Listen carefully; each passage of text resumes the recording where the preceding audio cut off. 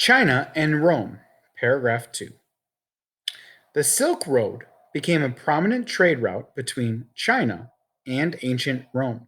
In the previous paragraph, we learned that the Silk Road linked Asia, which in this case is China, and Europe, which in this case is ancient Rome. And Rome is actually a city in Italy. So in the first century, China exported silk to Rome. So in this case, we know that China is offering their silk, where it was very popular amongst Roman citizens. In exchange, Rome traded glassware and other items. So now we know that the trade relationship was silk from the Chinese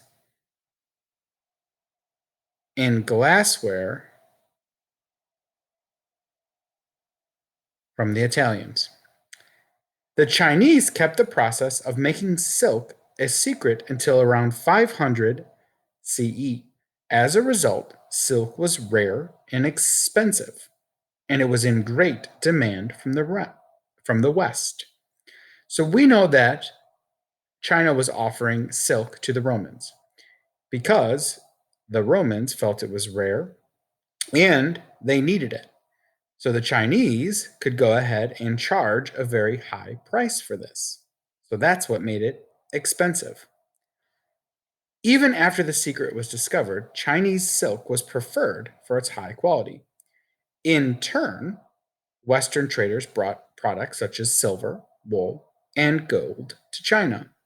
So now we have some other options in which they traded silk for, such as silver, wool, and gold. So we're going to add this silver, gold, and wool. So all of these items, glassware, silver, gold, and wool, were traded for the Chinese silk.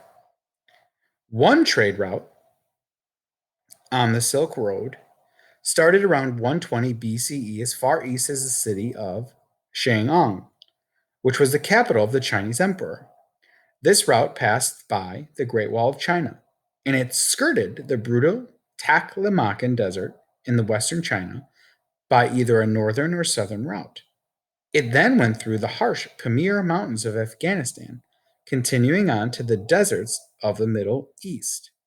So far, we know that this paragraph is talking about the Silk Road, and it's talking about specific stops on the Silk Road route, such as the Taklamakan Desert and the Pamir Mountains of Afghanistan.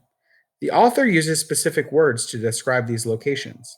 The desert is brutal, and the mountains are very harsh. This tells me that the trade routes were very dangerous.